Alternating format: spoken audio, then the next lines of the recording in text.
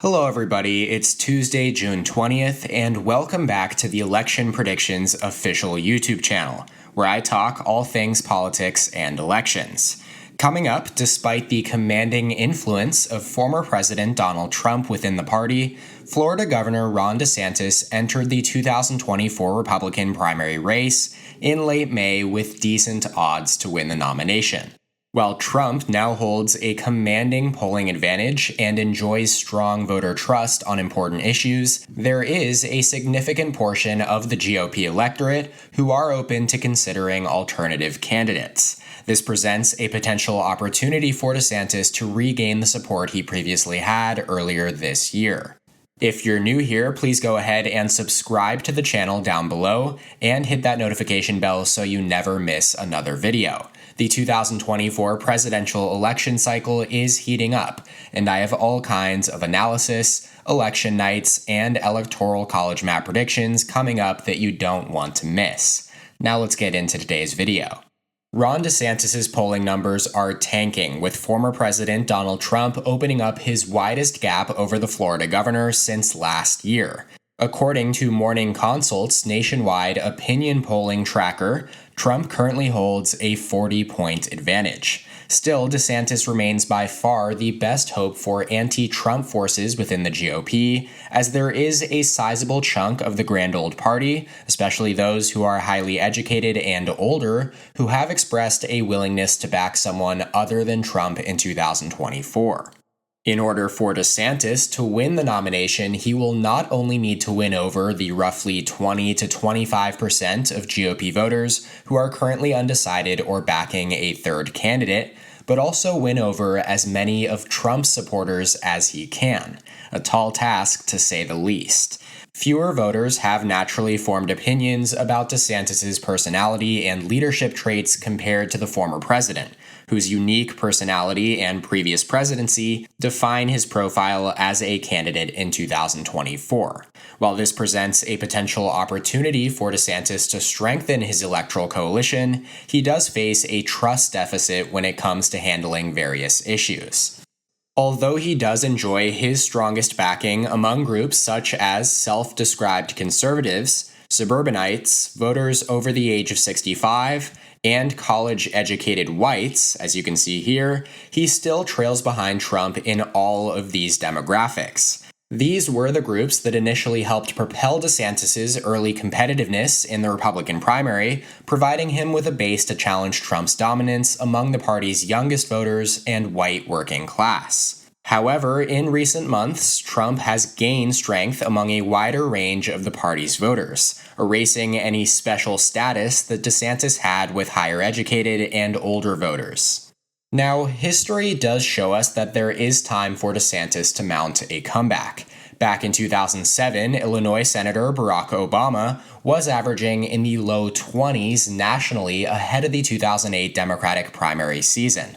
Then New York Senator Hillary Clinton was dominating the national polls for the Democratic nomination with nearly 40% of the vote. Her lead even grew slightly larger during the second half of the year, and yet Obama ended up defeating Clinton, as we all know. And even in that same cycle, Arizona Senator John McCain was stuck in the low 20s as well in early national surveys of the Republican primary, trailing well behind former New York City Mayor Rudy Giuliani. Then, after falling back into the mid-10s in the second half of the year, McCain would also make a massive comeback. Overall, history would suggest that someone in DeSantis' polling position has a roughly 1 in 5 chance of winning the nomination, 20%. That being said, of course, Trump has a significantly higher chance of winning the GOP nod. The only past candidate polling in anywhere close to Trump's share of the primary vote in early national surveys that did not become his party's nominee was Massachusetts Senator Ted Kennedy in the 1980 cycle. Since then, Bob Dole in 1996, Al Gore in 2000, George W. Bush in 2000, and Hillary Clinton in 2016 all polled similarly to Trump now, and won their nominations with relative ease. So ultimately, these early polling numbers are only really meaningful in what they tell us about the state of the race at this point in time. Trump is in a much better position than he was at this point in the 2016 cycle, when he was in single digits. And to beat the odds, DeSantis probably needs at least one of three things to happen.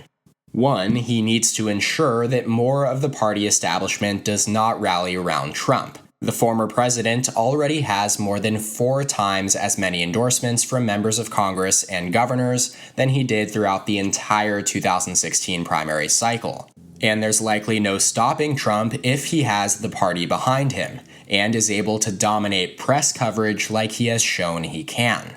Also keep in mind that all presidential contenders with a similar share of endorsements from top elected officials this early in the cycle have gone on to be their party's nominee.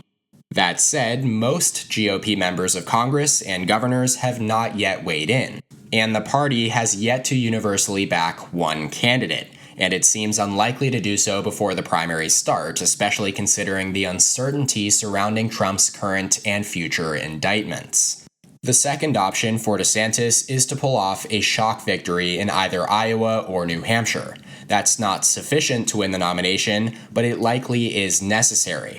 Both Obama, Iowa, and McCain, New Hampshire, won one of the early contests to jumpstart their campaigns. And the good news for DeSantis is that he is polling slightly better in those states than he is nationally, even if he trails Trump in both Iowa and New Hampshire right now. A DeSantis win in either state would give his campaign's primary prospects a much-needed hype boost by the media, and would probably dominate political discourse as more states head to the polls.